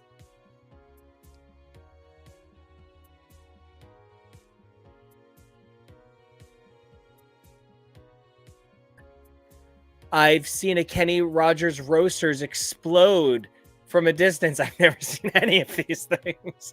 But really, Scarlett's roast was worse than her outfit, and that's epic. She's you a are genius. She's overselling beautiful. No. Yes, I don't think I thought she No. was the loser. I thought she did the worst, but This was Plan 9. so a couple things. They did not subtly edit this episode. Hannah and Marina have distinctly shorter segments Marina especially has a very notably shorter segment, and I every suspect, third word is mabuhay, which I think I say it to people all the time because it's a beautiful word from a beautiful language, and I love it. But oh my gosh, it's every other word in her sketch. and I suspect the moments that were cut out were her bombing. Now, the moments where that are still in, she is are very funny. So like, if you are really funny and you bomb, that's great. Like you It's did a your Mega best. Man game. You're fine. I thought Scarlett's big offense was that it wasn't good. She did not, to me, bomb. She just wasn't funny. She didn't have one of those, like, it's uncomfortable because you were so mean and you weren't funny. And I thought Le Grand Dame bombed too. Like, Le Grand Dame wasn't funny either. Le Grand Dame was kind of just as bad. Maybe had a couple. But Le Grand Dame is a bundle of sexy straws. I know. That's This is fine. this is blinded you. They were in the bottom. They were the two worst. Scarlett, it made sense for her to go. I think track record wise, also you could kind of say, if this is also one of those ones where if you really want to win, I would have sent Le Grand Dame home, because I don't think Scarlett would be a threat for the top four. No, I would have sent Marina home. Wouldn't you send Marina home? I would have, if I wanted to win. I would That's have true. burned That's Marina true. like a Yeah. boat full of. I didn't think about the fact that corpses. Marina was in the bottom, because I forgot that this was if you're not in the top, you're in the bottom. Yeah, so you would have sent Marina home For sure. Scarlett did the worst, but I just didn't think it was. This is one of those ones where I was kind of disappointed because I thought she was capable of better. But and sometimes it's like if you bomb, at least you really tried. Some of my favorite Let's movies get are this roast a cooking. Yes. Some of my Okay, but favorite movies this are F's. Guns N' Roses Chinese Democracy. Danny Boyle's A Life Less Ordinary, unwatchable. It's one of my favorite movies of all time. Cameron Diaz, Ewan McGregor, Holly Hunter, Delroy Lindo, Stanley Tucci. I mean, come on. It's the worst movie. This is Jerry Lewis, The Day the Clown Cried. I just can't do this. Okay, well, you don't have to anymore. She's out. I really thought this was just Tia's night. I didn't even think Hannah was that good. No, I thought Tia was maybe the funniest 2 minutes of this Yeah. UK ever. And we're getting to a point where like the whole Tia narrative actually has me wondering so much more about budgets for queens than anything else, because nothing has changed about Tia except what I think is money to pay for her looks. She has the same charisma. What's changed also is her confidence, because she knows that her outfits aren't like sad and constructed that night out of like just what is available in the workroom. But like she was always this funny. She always had this charisma. Her looks were just terrible. And now it seems like everything was really prepared and thought out ahead of time, which feels like a budget thing. And it just gets me thinking about, like, I always go to that moment where, may she rest in peace, Chi Chi DeVayne tells them that she doesn't have the money. And Michelle says, you don't need money. And I feel like it's a horseshit thing in that Especially moment. now. What a Exactly. fucking Jersey girl fucking thing to say to somebody. The Olive Garden is not the same as Ponte Vecchio. Yeah, Open I the mean, and cork. just in that moment, like to me, it was just like, well, I felt like she kind of did anyway. This really was such a good night for Tia. I guess Hannah won the for one thing. Euphoria. We're just doing Scandinavia for. Okay, that is one of the absolute best pop songs of the last like 5 years. I know. I remember when it won on Eurovision. But why wasn't Zendaya the guest judge this episode then? Because Sydney Sweeney was filming Madam Web. It's just a movie, guys. Wokeness is dead. I do want to ask a really serious question about the nature of UK versus the world, about the nature of superstars. Like, and I mean this as somebody who is like that fagums, right? Part of why I still hold on to Patti LuPone so hard is because find me another person that extreme and dynamic. When I think about a Patti LuPone level star for the next generation, I think about Fought and Suster. Guys, I'm so sorry. I said her name wrong. I mean Sauce and Fuster. And I think about the fact that Silver Surfer is such a humble human being. She is kind. She is really down to earth. There are not reports that Sutton Foster is a nightmare. There are reports that she stops performances to check on audience members. How you doing? You feel like you feel down. Yeah, truly. Patti LuPone is kind of like, bitch, you're choking, interrupted my number. And Patti LuPone. You broke eye contact with me. Exactly. And she'll will you back to life when she's done. But now is not your moment. Do you know what's kind of fun about these UK versus the world, Down Under versus the world, All Stars, G.I. Joe versus Transformers? It's all of these superstars of their caliber, all of whom have that thing I'm saying that I think Q kind of has. That reality of Mama was never told no. It's something that there's a statistic that a vast number of valedictorians do not manage to graduate from their first college experience in 4 years because they're not used to being surrounded by so many people equally praised as the best. And it throws their groove off. And you cannot still be you at this level having lost your show and head up high like you're number one, because let's face it, top 5, y'all have the same rate, y'all have the same quote, nobody's crying about it. But the truth is, Hannah didn't win. Le Grand Dame didn't win. Marina talks about coming in second, but the way she talks about it is so absolutely like, please don't judge me, don't throw up on me, I'm going to say the word second, which is the funniest goddamn thing I've ever heard. RuPaul hates Scarlett. I don't know how Scarlett's even here. I don't know why anyone let Scarlett in the building. Maybe it's because RuPaul is ready to maul Scarlett. I literally can tell when Scarlett is trying to be cute and funny, like she's a goddamn Kelly girl on a secretarial interview for Big Boss RuPaul hanging out down at Merrill Lynch. There is just something about the way that RuPaul is ready to fucking pick her teeth with Scarlett's fucking femur that comes across in their every interaction. And there was a period of time where I felt like Michelle was kind of like, okay, lion tamer, holding Rue back. But there came a point where a little bit like she Tiger Kings throws Scarlett into the cage. And I just don't know what to do. I don't even know how Scarlett is here. Also, Tia Coffee is going to win.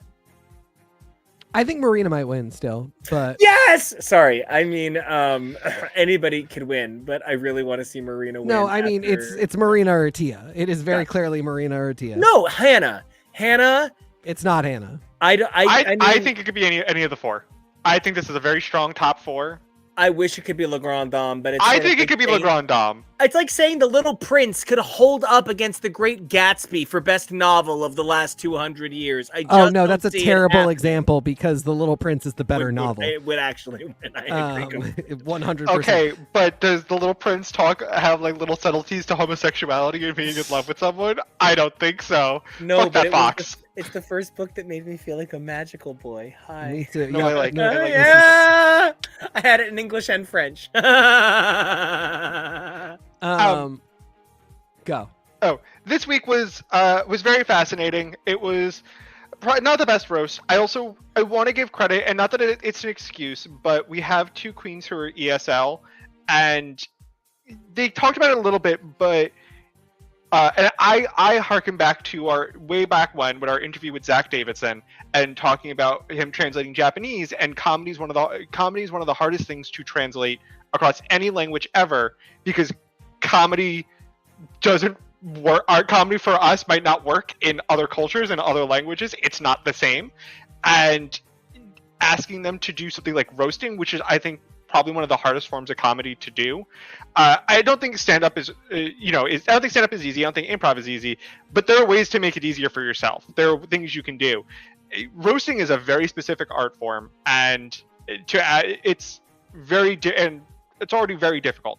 And the fact that our two ESL queens left for this season were in the bottom, that wasn't so much of a surprise to me. I will say, I thought the judges in a way that I enjoyed what Scarlett did. I did think the judges were trying to gas her up a little bit more than she actually did a little bit better, where she kind of thought, oh, I shouldn't even be in the bottom. It should be the other two. It was And India Ari at the Grammys. Yeah. I love Scarlett. I really, really do. I think maybe this was her time to go, but it is what it is. It happens. Someone had to go home. I think just it's a great top four. I really do enjoy this top four a lot. You know, what's a little tough for me sometimes is I have an emotional relationship with the queens that I know. And so like Kera and La Grande Dame, and even Marina to an extent, though I feel like I know Marina because like if you knew my group of friends growing up, you guys would understand how Marina feels really at home to me. We were the AP nerds who did DDR and volleyball tournaments on the weekends. You know, I really feel like I grew up surrounded by so much incredible Filipino culture that I really love so much of what I see that reminds me of the incredible culture I got to be raised around as a kid. And it is so exciting to see on television. But Scarlett, there is a vibe to Scarlett that really throws me off this season. Scarlett has an energy that go back in time with me, guys. It was a dark world in which even Rob Estes hip hop dancing in the theme song could not save Suddenly Susan. And so Brooke Shields, Damn shame. the creature from the Blue Lagoon, who, by the way, wrote her college thesis at Princeton on stopping Hollywood children from being victims of predators 40 Good for her. goddamn years ago. Being Of all one of people. just what an incredible person. I'm such a huge Brooke Shields fan. Anyway, so it is my junior year, and me and my high school librarian are secretly best friends. And we go to see Brooke Shields in Wonderful Town. And you can tell that she just really didn't want to be in a play she'd never heard of. She was hoping for Funny Girl. She was hoping for Griselda. You know what I mean? But she was in Wonderful Town. And because there wasn't an August Osage County yet for her to be in. Oh my God, can you guys imagine the Virginia Beach Community Theater production of Osage County with Brooke Shields in the lead? Anyway, that is the vibe that Scarlett gave me here. Scarlett kind of felt like she shouldn't be winning her crown on UK versus the World Season 2. And I think that there should be an award for people that Rue doesn't dream of winning her award. There should be an award for people that Rue doesn't see in her crown. Scarlett is someone who never had a chance because Rue made a decision way early on in their relationship. And Scarlett is in the friend zone. And like many people in the friend zone, it's tough. I feel like this could have happened any week, and Scarlett would have the same hurt feelings she has now from the preview for next week's reunion, where she's like, no, with me it felt personal, babe. I mean, it's always for me just the coin toss of, are they going to be like, yeah, of course, or are they going to be like, what I actually think happened is she was threatened by me.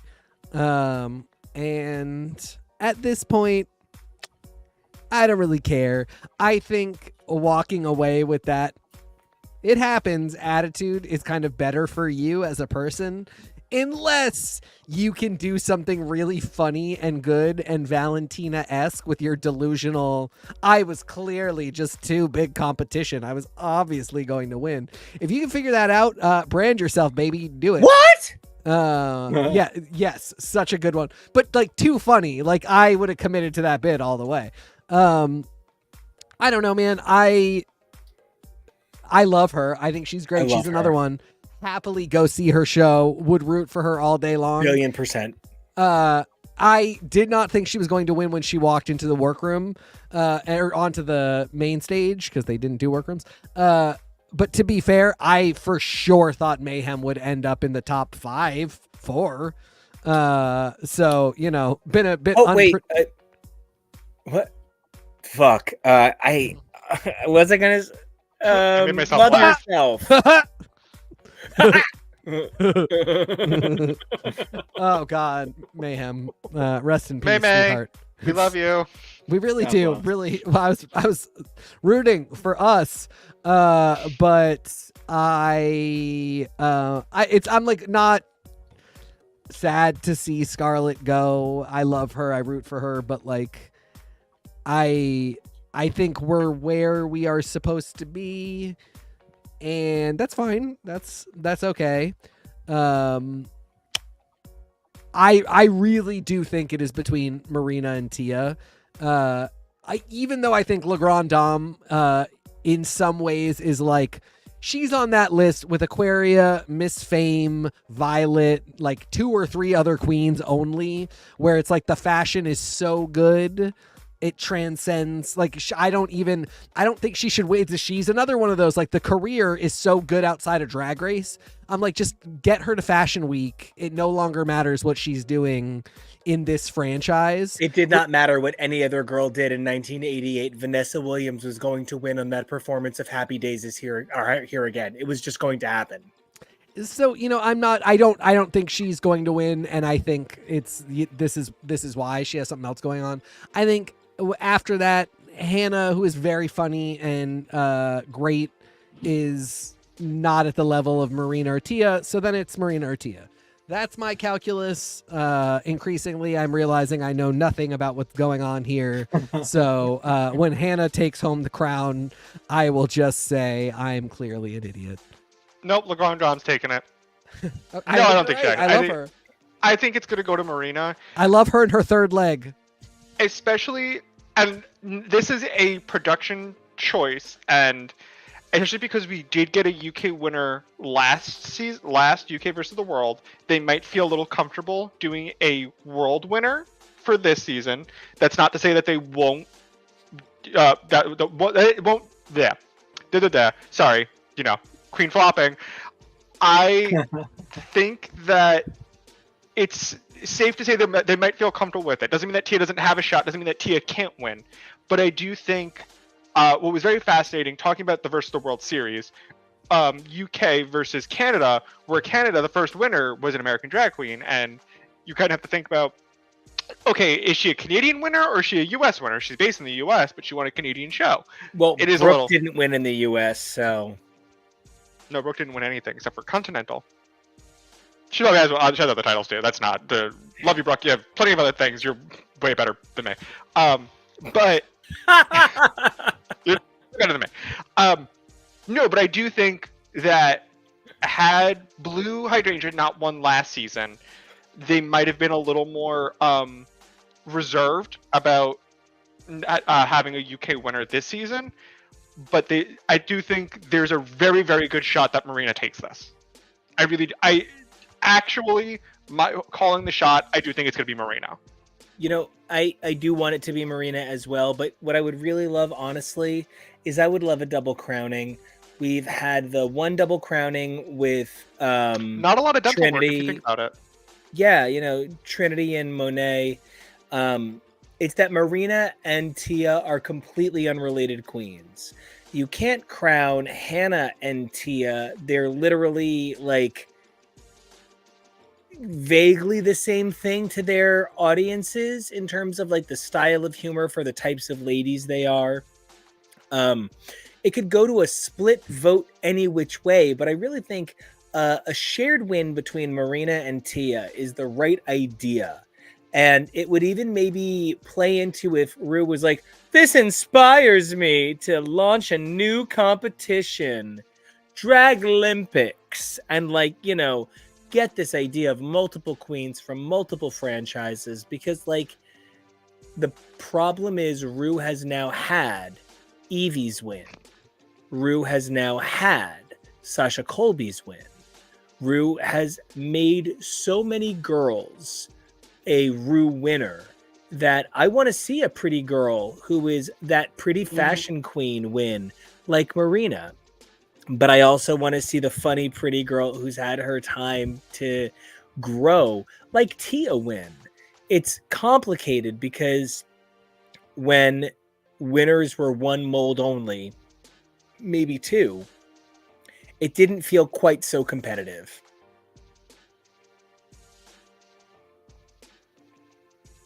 Wait, what's next week's challenge again? Oh, it's the lip sync of Perusa. Yeah, they said it's a lip sync of Perusa and the crown and the reunion. So it's a busy fucking episode, man. But isn't it on like a Saturday out of nowhere? Is it? Maybe I'm just losing my mind. But one of the things that I really think is so special, or maybe we're just covering it on a Saturday and I'm just going crazy. But you know, one of the things that I think is really interesting about this season as we are winding down on it is that it feels very much like this is about the globalism of the Drag Race empire. For many, many years, there was a huge call for Drag Race US to represent the regional melting pot that became the United States' many factions, with the strength of Latinas coming from the South and also, of course, the Northeast and Southwest, with the powerful current of the unbelievable number of Black communities throughout the United States, like Haitian Queens in the Southeast, or the Black communities that settled here from Jamaica or Africa. There are so many different regions and communities that Drag Race was expected to uphold all of as immigrants in the United States. One of the things that the world idea that going to all of these countries and saying, show us your drag, here's the show, here's the format, do it better, that we get and then see again through these Versus the World and the upcoming Global All-Stars, which again, we do not mention the crew. We are going to be surprised when it happens. The excitement is that it is more anybody's game than it was in, say, season 8, when you said to yourself, no, a winner is one of 2 or 3 things. And the internationalism is one of the most compelling things for me, because I didn't know enough about so many of these cultures. I didn't know that France didn't have roasts, and I like to think that France is a culture that I am connected to in some way, that I understand, because it seems like just like Starbucks Americans, just like, you know, shitty, mean barista people. I'm kidding. Americans are ugly and gross. So, you know, but the general sentiment is, I am excited about the future of Versus the World, maybe a little bit more than I am about any other single faction of RuPaul's Drag Race International. And part of that is thanks to how this season really elevates and puts on display the quality of the internationalism of the finalists. And I'm very grateful to see it. I love that. So, Very well said. well, thank you. Yeah. And until all of these girls can put on some real sexy rings from H&M and summon up Captain Rue, I think we are kind of nearing the end of our episode. So I just want to give everybody a chance to sign off with their favorite things about this episode before we get to the regular sign-offs. For me, if there was something that I really enjoyed, it was actually seeing Hannah laugh at all the other girls' jokes and, you know, really interacting with them. Nothing's harder than when you're up on stage and you say something dumb or you hit a wrong note and everybody in the audience looks at you like you're the dumbest fucking boy in school. And, you know, that Hannah was there to elevate her sisters was beautiful. It actually is the whole point of sisterhood, of brotherhood, of family. And that was a queen who said, I'm here to support my family. And just 10 million points to Hannah for representing what all of the Down Under girls always say is a major element of their personal constitution. They all have to be there for each other. So I loved that. Oh, Teak, try again. My favorite thing is tea or coffee. Family. You come up fast enough. I would love to see Tia Coffee's Dominic Toretto. It's a family, funny shit and whatnot, and you drove the car faster. Just, well, That is a very drugged up Paul McCartney's Don Toretto. well, that's Tia Coffee doing a very drugged up Paul McCartney Dom Toretto. It's Okay, well, then you nailed it. It's Eddie Izzard as James Mason as God. Well, So, As Danny you DeVito. got it. As Ginger Minch. As Michelle Visage. Jojo, as Jojo, tell us, what is your parting shot on UK versus the world? Fantastic top 4. Really, really love them. Favorite thing. Honestly, I'm gonna give it to Hannah with the fans. I thought the fans were very beautiful in the lip sync. I'm kind of surprised she pulled them out now. Maybe she thought she really needed not only the win for the badge as a contender, but to make sure Scarlett wasn't there. Though I do find it fascinating because she brought up the best point. If she kept Scarlett, she could beat Scarlett in a lip sync. That's how these crowns are won. You're saying you could see... When Tia said, "Oh, well, it's not looking that great for me. You just beat me in a lip sync," I died. It's exactly, yeah. They made the joke. So good. Keviso. Hello. Kever, tell us, what is your parting shot on UK versus the world? Oh, yeah, I'm really leaning Tia. I also, this wasn't the worst roast we've ever seen. It was pretty clunky, and when she came on, we laughed raucously, and that was really good. She's been showing amazing talent this season. Yeah, I can't believe we're finally here. It felt like it went by so fast.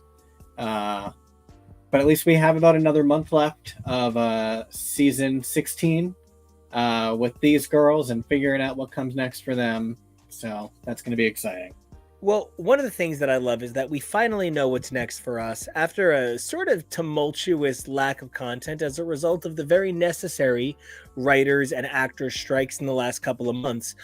We are finally back to a pretty strong schedule. We've got some amazing coverage coming. In the next few months, we're going to kick things off at the end of March with Godzilla X, Godzilla by, Godzilla Verse, however you want to get there, but it's Godzilla Kong, and they're doing it together. One of them's got a robot arm. That's the dream. We also are going to have the finale of UK versus the world. Then in April, we're going to begin our season of sci-fi, sort of our spring-summer of science fiction, if you will, with the I'm so ready for it premiere of Beacon 23 season 2. That is going to be so good. And of course, the 5th, yay, and final boo season of Star Trek Discovery. What an incredible ride that has been for us. And so then in May, we start a brand new era of Doctor Who with a new season, a new doctor, a new companion, a new platform. It is going to be such an exciting time to be an old fan of Doctor Who, getting to experience all of this new and again.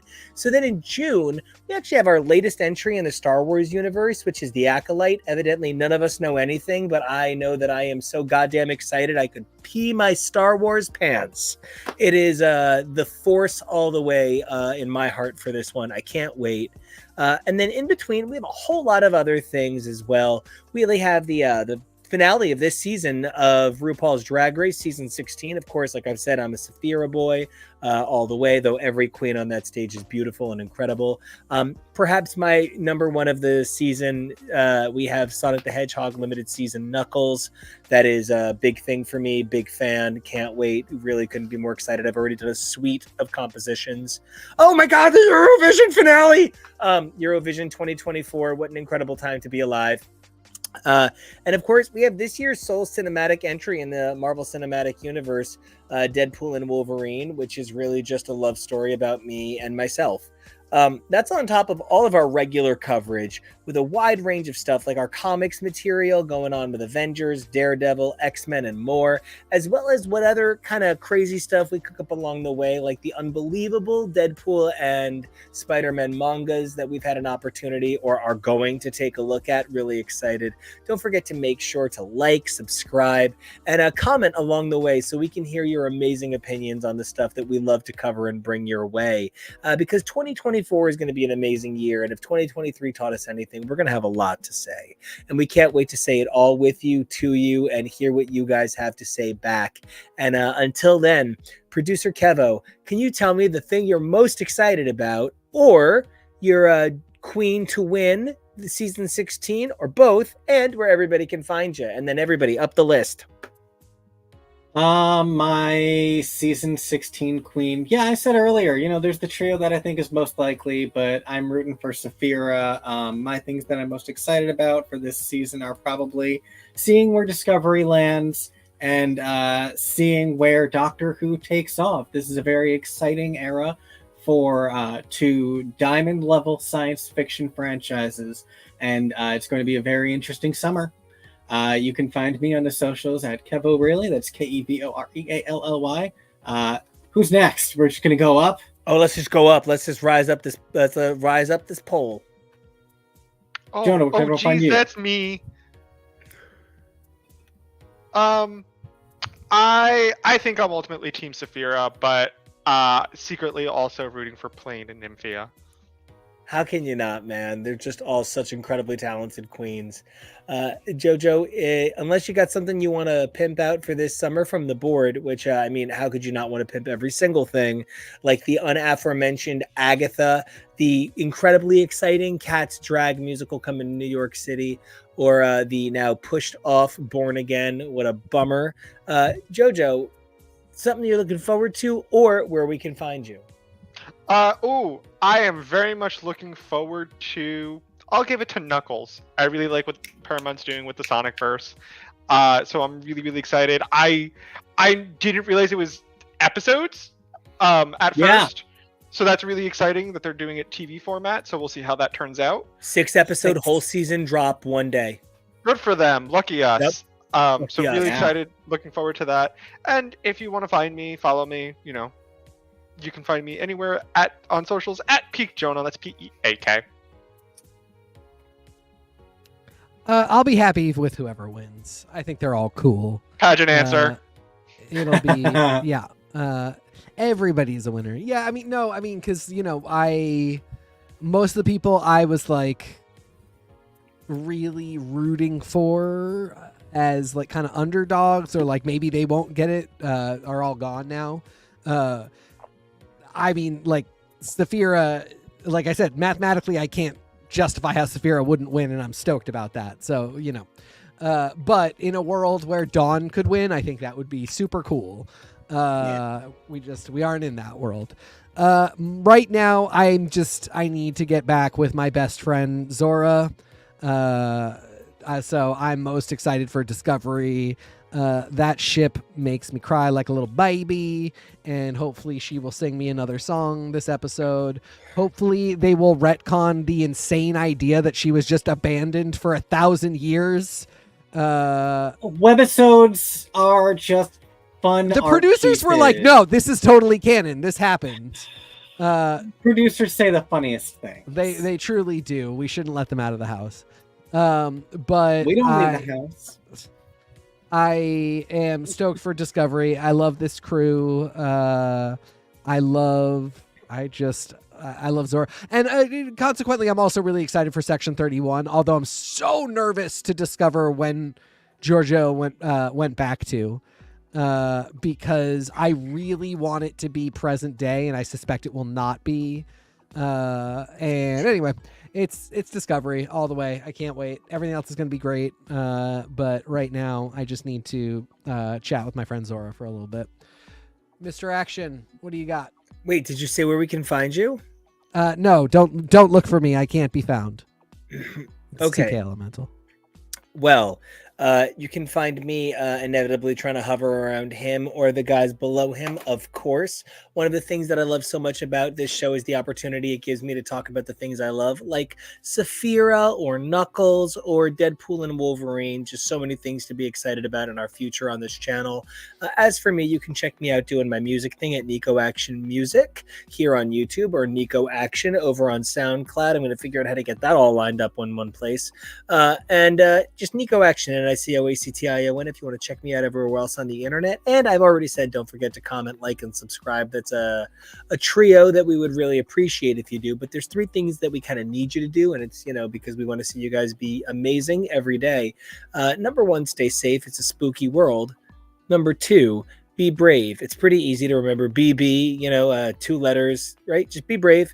right? If you can do that first, that would be amazing. But you know, what would be really incredible is if you could evolve daily, because who you were yesterday is incredible. Who you are today is amazing, but who you're going to be tomorrow is better than those two things combined, because you're there and you're doing it, right? So until we come back to find out the winner of 16 and so many more amazing things that we just talked about in the last few minutes, we will taste the cake. We will see you.